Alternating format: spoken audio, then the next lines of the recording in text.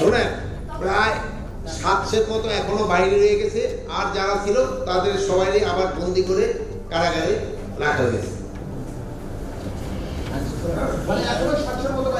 এখনো 700 মতো।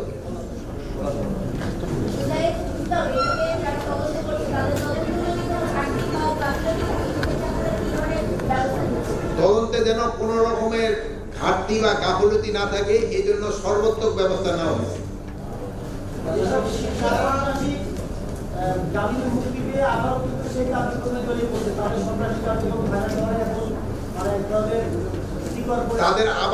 তাদের আবার ধরে তাড়াতাড়ি আইনের আওতায় নিয়ে আনা হবে। যেই ধরা পড়বে তারই আইনের আওতায় নিয়ে আনা হবে।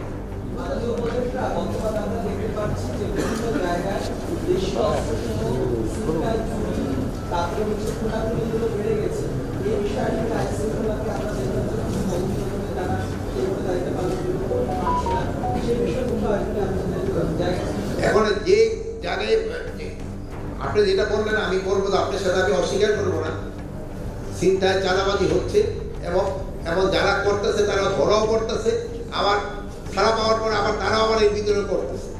এটা সত্যি কথা। তা আমরা চেষ্টা করতেছি এটা যে যতভাবে হোক কমায় আনার জন্য। এই জন্য আমি আপনারা যেভাবে আগে সাহায্য সহযোগিতা করে আসছেন, এইভাবে আপনারা সাহায্য সহযোগিতা করে যাবেন।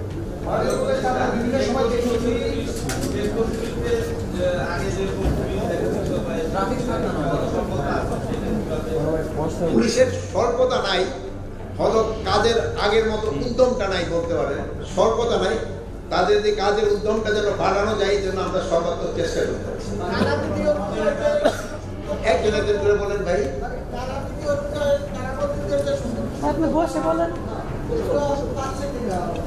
কারাবন্দী ওই দুর্নীতি দেখার এখানে আসা, আমি এখানে তাদের সাথে সাথে আমি কথা বলছি, তাদের কোথায় খাবার ব্যবস্থা আছে ওইগুলিও দেখা হচ্ছে, তাদের গোসলের কি ব্যবস্থা দেখা হচ্ছে। এখানে মোটামুটি তারা তাদের যেটা এন্টাইটেলমেন্ট ওটা পাচ্ছে, কিন্তু একটা বড় সমস্যা হচ্ছে এইটার কথা রাজ্যের শেষের তুলনায় বন্দির সংখ্যা বেশি, এই জন্য কিছুটা সমস্যা অনেক সময় আগে এবং পরে আমরা দেখছি রাষ্ট্রপতি সাধারণ সভায় অনেক দাগি আসামি জেল থেকে মুক্তি পেয়েছে।